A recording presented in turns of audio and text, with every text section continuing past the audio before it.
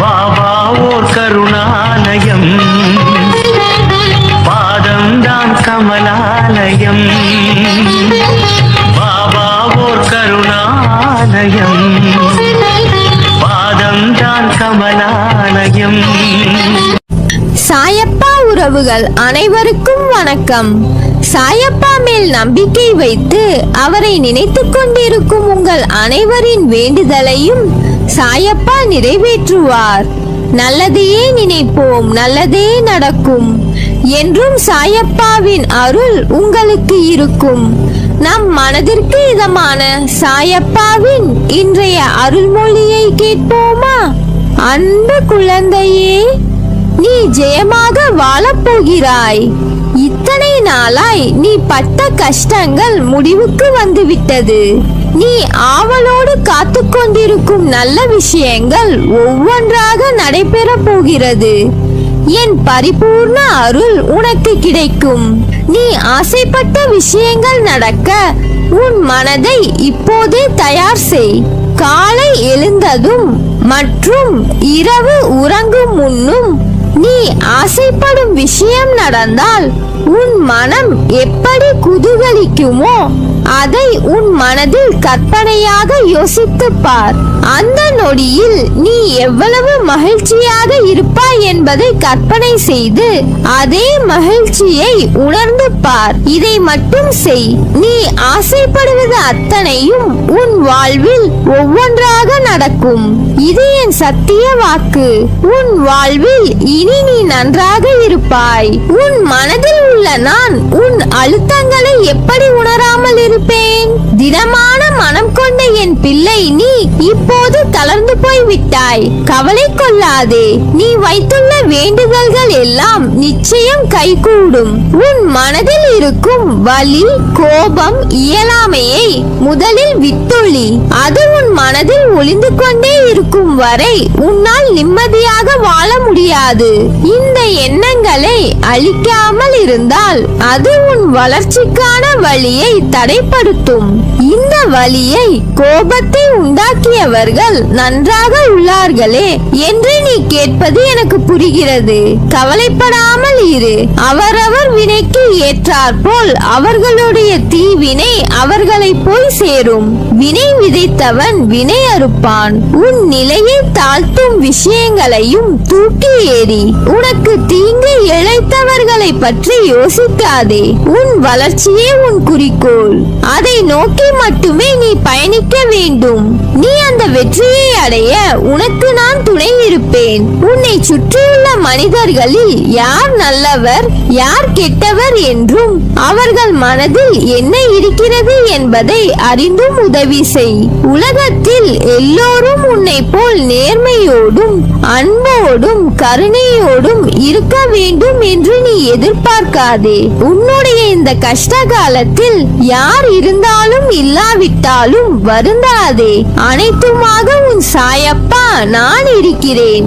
என் பிள்ளையான உன்னை காப்பது என் உயிரான பொறுப்பு. இந்த நிலை நிச்சயம் கூடிய விரைவில் மாறும். மாற்றுவேன். இந்த வாழ்க்கை அற்பமானது என்று எண்ணிவிடாதே. மிக மிக அரிதானது இந்த வாழ்க்கை. இந்த வாழ்க்கை பயணத்தை நாம் அர்த்தமுள்ளதாக்கிக் கொள்ள வேண்டும். அந்த பயணத்துக்கு நீ தேர்ந்தெடுக்கும் பாதையானது உண்மையில் நீ தேர்ந்தெடுத்தது அல்ல. உங்கள் வாழ்க்கையும் உங்களுக்கான பயணமும் அந்த வாழ்க்கைக்கான பயணத்துக்கான செயல்களும் நீங்கள் தேர்ந்தெடுத்தது அல்ல. நீங்கள் தேர்ந்தெடுத்து செயலாற்றுவது அல்ல. இவை அனைத்துமே ஏற்கனவே தீர்மானிக்கப்பட்டது. அப்படி தீர்மானிக்கப்பட்ட வழியில்தான் நீங்கள் நடந்து கொண்டிருக்கிறீர்கள். உங்களின் வாழ்க்கை தீர்மானிக்கப்பட்டது என்பதை புரிந்து உணர்ந்து கொண்டால் உங்கள் வாழ்வின் நோக்கம் என்னவாக இருக்கிறது என்பதில் உங்களுக்கு தெளிவு கிடைத்துவிடும். இதில் உங்களுக்கு தெளிவு வந்துவிட்டால் உங்களுடைய வாழ்க்கை உன்னதமானது என்பதை புரிந்து கொள்வீர்கள். ஆனால் பலரும் புரிந்து கொள்வதே இல்லை. சக்தியின் உன்னதங்களை தெரிந்து கொள்வதே இல்லை. ஏற்கனவே திட்டமிடப்பட்ட உங்களின் வாழ்க்கையில் மேடு பள்ளங்கள் ஏற்படலாம். நிறை குறைகள் ஏற்படலாம், கஷ்ட நஷ்டங்கள் இருக்கலாம். இன்னும் சொல்ல போனால் இந்த உலகம் யுத்த களம் போல் இருக்கிறது என்று நீங்கள் நினைக்கலாம். நம் வாழ்க்கையே யுத்தமாகி இருக்கிறது என்று வேதனைப்படலாம். ஆனால் பிரச்சனைகள் வரும்போது துவண்டு போகாதே. தைரியமாக சந்தித்து உன்னுடைய வேலையை நம்பிக்கையோடு செய். பிரச்சனைகளை பார்த்து நீ பயந்து ஓடினால் அது உன்னை இன்னும் வேகமாக துரத்தும். ஒவ்வொருவரின் பலவீனத்தை தெரிந்து கொண்டு ஏமாற்றுபவர்கள் இவ்வுலகில் இருக்கத்தான் செய்கிறார்கள். அதற்கெல்லாம் அஞ்சாதே. அதே போல் தேவையில்லாமல் உன்னை சுற்றியுள்ள எல்லோர் மீதும் சந்தேகப்படாதே. நம்பிக்கையோடும் நேர்மையாகவும் உண்மையாகவும் வாழ்பவர்களுக்கு தீங்கு விளைவிக்கும் எண்ணத்தோடு இருப்பவர்கள் தானாகவே அவர்கள் வாழ்வில் இருந்து விலகும்படி அவர்களின் தீய செயல்களே அதை செய்துவிடும். எனவே அமைதியாக இரு. ஒன்றை புரிந்து கொள். சூழ்நிலைக்கேற்ப எப்போது அனுசரித்து போக வேண்டும், எப்போது எதிர்கொள்ள வேண்டும் என்பதை தெரிந்து வைத்துக்கொள். உன்னை ஒருவர் மனரீதியாகவும் உடல் ரீதியாகவும் துன்புறுத்தினால் அதன் ஆரம்ப நிலையிலேயே நீ அதை தடுக்க வேண்டும். இல்லாவிட்டால் பேரிழப்பிற்கு அதுவே வழிவகுக்கும். இறந்த காலத்தையும் எதிர்காலத்தையும் மறந்து நிகழ்காலத்தில் உண்மையாக வாழ். நீ செய்த செயலை நினைத்து அதில் தவறான செயல் இருப்பதை அறிந்து அது மீண்டும் வராமல் பார்த்துக்கொள். தவறு செய்வது இயல்பு, ஆனால் அதை மீண்டும் செய்யாமல் பார்த்துக்கொள். பிறர் உன்னால் படும் வேதனையே உனக்கு வினையாக தொடர்ந்து மாயையில் சிக்க வைக்கும். பொறுமை நிதானம் அவசியம் தேவை. இதைவிட மிக பெரியது சகிப்புத்தன்மை. சகிப்புத்தன்மை கொண்டவன் மாயையை வென்று விடுகிறான்.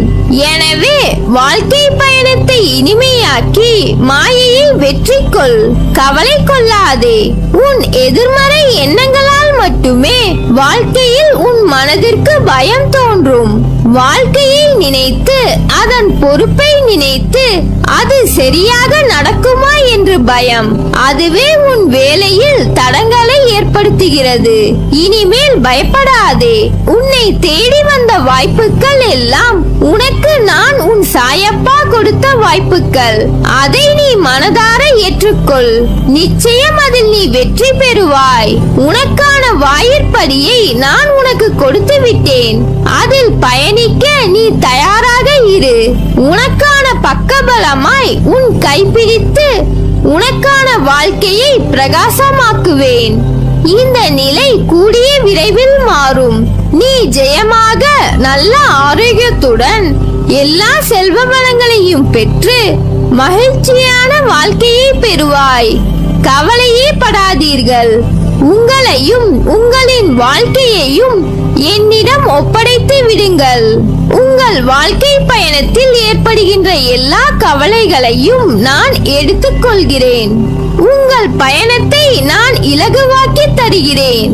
எதற்கும் அஞ்சாதே. உன்னோடும் உன் குடும்பத்தோடும் என்றும் உன் சாயப்பா இருக்கிறேன்.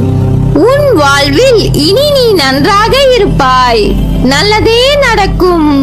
நீ என் பரிபூர்ண அருளும் ஆசிர்வாதமும் அன்பும் பெற்ற என் செல்ல பிள்ளை.